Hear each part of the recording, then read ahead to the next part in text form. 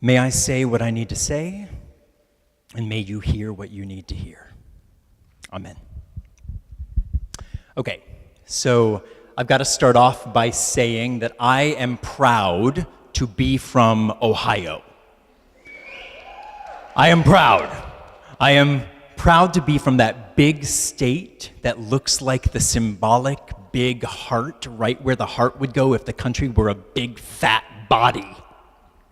I rarely make it back to my beloved Ohio, which is, as our license plates proclaim, the heart of it all. But I try to stay proud of it. I try to stay really, really, really proud of it.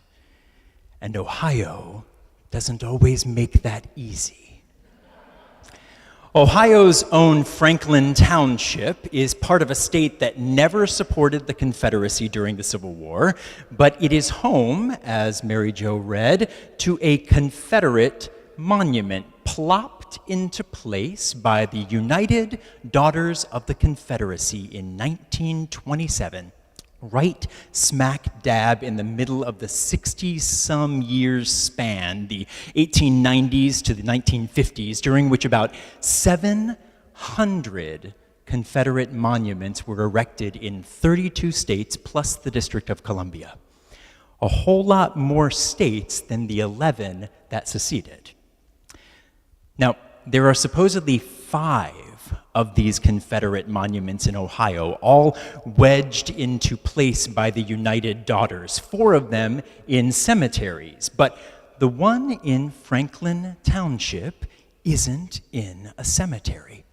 This plaque rock isn't marking the site of any individual's death. Its site was ostensibly chosen to mark the Dixie Highway, but it also very clearly states that it honors the loving memory of General Robert E. Lee, a man not really known for any Ohio connections.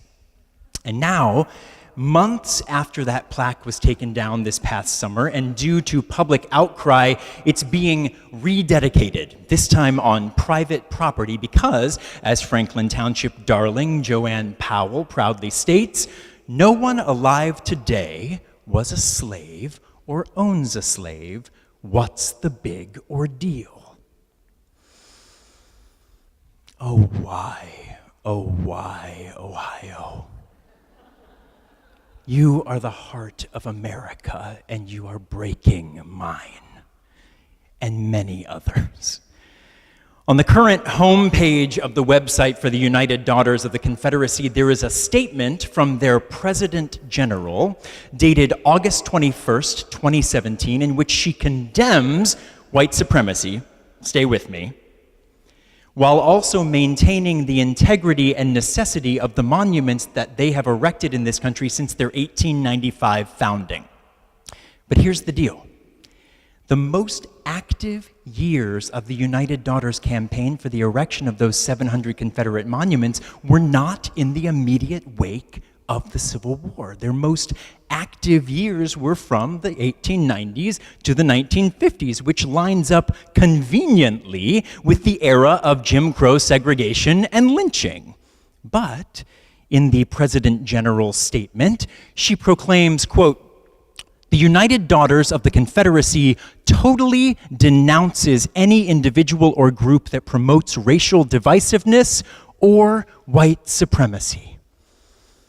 If you feel like you're falling through the looking glass, I can't help you. I am falling with you. Where is angry God when you need angry God? Literally, in our ancient testimony, God is like superhero Liam Neeson revenge action thriller God, hell-bent on destroying people who built some monuments just because Moses was taking a little too long on the mountaintop. Just think what this nightmare on Mount Sinai God would have to say to the United Daughters of the Confederacy. Now, dismantling the delusions of a century-old group of monument makers is outside my job description. But I think the question of where God is might be the perfect question for today, for the past year, for the next 3 years and beyond. And not because I think I have an answer, because I don't. Not because I'm interested in spreading Christianity as the only answer, because I'm not. And not because I think things are necessarily worse now than they were, because I don't know. I think wondering where God is the perfect question for today, simply because I hear so many people asking it, even when they don't know that they're asking it. So look at our ancient testimony scene. First thing to know, if you don't already, this tense moment occurs after the Israelites, our ideological ancestors, have made a new covenant with God, a promise to not make any idols, to only revere the God who has liberated them from slavery. And then, a mere 12 chapters later, they break this first commandment with a freaking golden cow, the precise thing they weren't supposed to make. And Moses, earnest leader that he is, kicks into negotiator mode with a question and answer session with God. And he basically is trying to rebuild the relationship, reminding God of their recent earth-shaking moves together, asking God to keep covenant with people who have forgotten the covenant in 12 short chapters. And what happens? Very quickly, God changes God's mind. That's our last line of this pericope. God changed God's mind about the disaster God planned to bring on God's people. The writers don't really give us much more to go on. God just gracefully changes God's mind. And we could leave it there. We could wipe our brow, sigh with relief, thank the universe that, like those early Israelites, God changes God's mind when we act up and build our own golden calves, and we could go home satisfied. Maybe make some golden calves when we get there. But what if, after God changed God's mind way back then, the Israelites had then continued to erect 700 golden calves all over the place?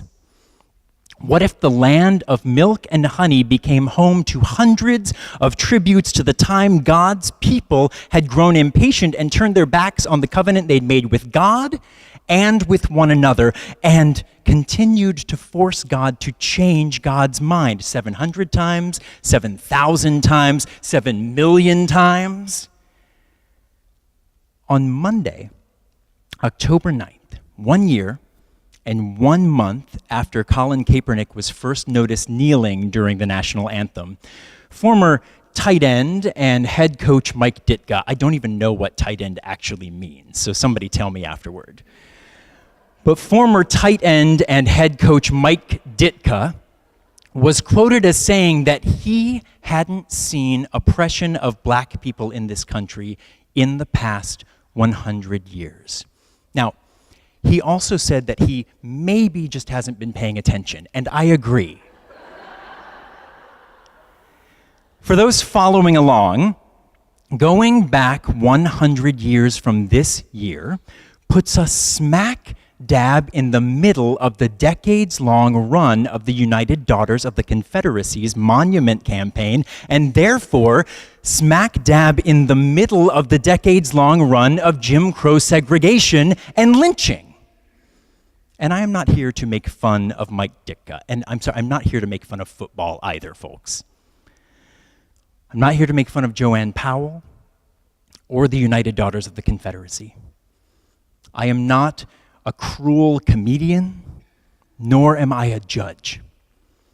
But all three of their statements point to a spiritual rot at the root of our understanding of white supremacy in this country. And as a minister, I am here with all of you to wonder where God is in a country where millions of people can convince themselves that hundreds of years of systematic white supremacy has nothing to do with us. Some folks might think that ministers are all about guilt, but when it comes to systematic connection from the Middle Passage to slavery to Jim Crow segregation and lynching to housing zone redlining to mass incarceration to police brutality, I take my marching orders from St. James Baldwin. And he said, quote, "I'm not interested in anyone's guilt. Guilt is a luxury that we can no longer afford. I know you didn't do it, and I didn't do it either. But I am responsible for it because I am a citizen of this country, and you are responsible for it for the very same reason." I have seen too many conversations regarding Black lives and Black protests and Black actions recenter themselves around white guilt too many times. I have entertained too many white people who need to be reassured that their comfort and their expertise will still be secure as we do the work of dismantling white supremacy.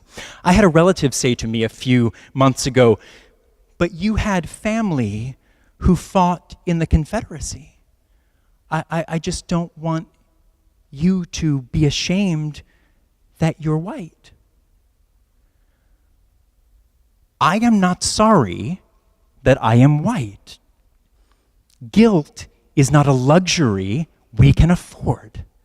But I am fully okay with my comfort and any little modicum of expertise I have being as insecure and unstable as poor Moses at the top of that mountain. I am sorry that white people keep building golden calves in our spiritual void because we are too impatient to climb the mountain to find God. We build false gods everywhere, and then we desperately want God to change God's mind when those false gods prove untenable. This is not a petty political crisis, no matter what tweets and twits try to get you to think otherwise. This is not about flags, and it's not about national anthems, and it's not about patriotism. This is a revival building up and bubbling up within a spiritual crisis of continuing systematic idolatry. So, what if we turned Moses' questions that he's asking God back on ourselves? What if we asked ourselves, as Moses asked God, why did we come this far to stop moving forward now and consume ourselves with false idols of our own progress? What if we stopped trying to figure out how to use old political moves to win back the poor white working class and actually acknowledge that each heart that continues to flare with racist fire is in the same spiritual crisis as the rest of us? You cannot calmly reason with people who have completely lost everything except a devotion to their own need for supremacy. We have plenty of proof of that coming straight out from Washington, D.C. You cannot use the same tools you've always used to classically win an argument or classically win an election when the questions are spiritual, because the answer is not a classically comforting answer. The old adage has been stated into triteness nowadays, but I believe there's a systematic reason why 11 o'clock on Sunday morning has always been the most segregated hour in America. It's because this country would shake to its very core if black and white people started to seek the same God together. And better yet, if white people started to seek the God black people have been pointing toward for centuries. There have been pockets of this throughout our history. We have the songs and we have the stories to prove it. We hold these memories as sacred proof that we know how to do the work. But those who are falling into a symbolic, semantic battle over whether protest is patriotic or whether the intentions of protest can be misconstrued and twisted by frightened, impatient people are missing the point. Of course protest is patriotic. And of course, protest will always be misconstrued and twisted by frightened, impatient people. Protesting the inhumane treatment of any citizen in this country is a spiritual act. And spiritual acts will always, always, always be misconstrued and twisted by the frightened. The only way to even begin to understand a spiritual act is to lean into the mystery of it and say, change my mind, God. If I am frightened by this, change my mind. If I am offended by this, change my mind. If I am challenged by this, change my mind. Those who cannot will themselves to ask God for this blessing cannot always be our main focus. They are stuck in the end zone, thinking this is all about guilt when it's about something so much more astronomically transformational than that. Our spiritual imperative is to simply be the ones who make the change of mind look natural and necessary.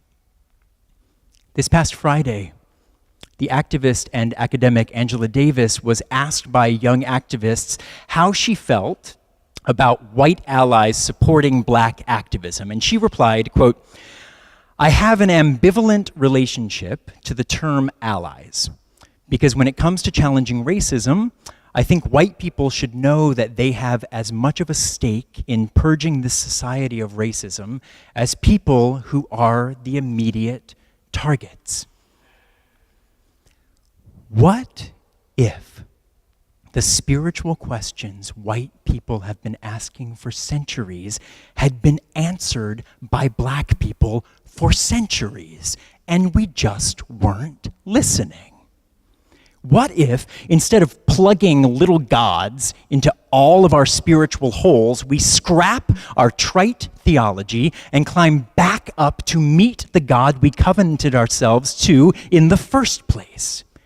What if we tore down the monuments to our own ideas of allyship and learned the new moves from a new playbook? Many of us have a very white way of sanitizing beloved black activist voices from the past, absorbing them, and forgetting that in their days, they were revolutionaries reviled by the status quo.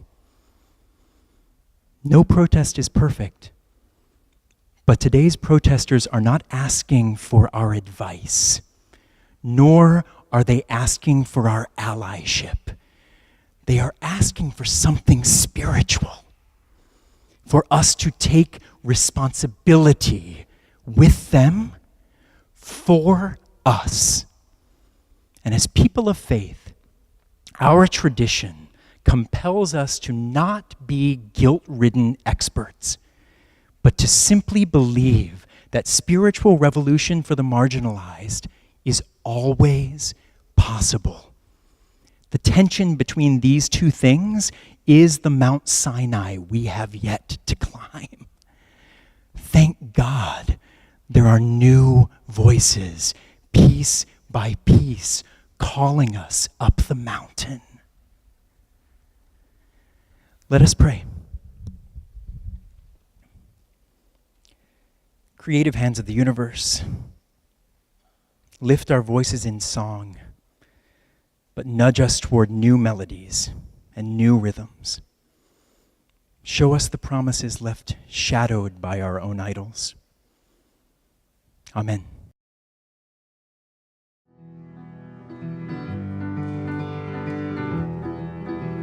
He sits so cocky on his horse, so still and stoic in his uniform and hat. He's always been there, stone cold solid, just like that, as long as I can remember. His gaze is empty but alert, his mouth half closed, half something I don't recognize. He watches as I pass him every day with his cold, hard eyes. And my father says he makes him strangely proud, and my mother says that I should simply shut my mouth.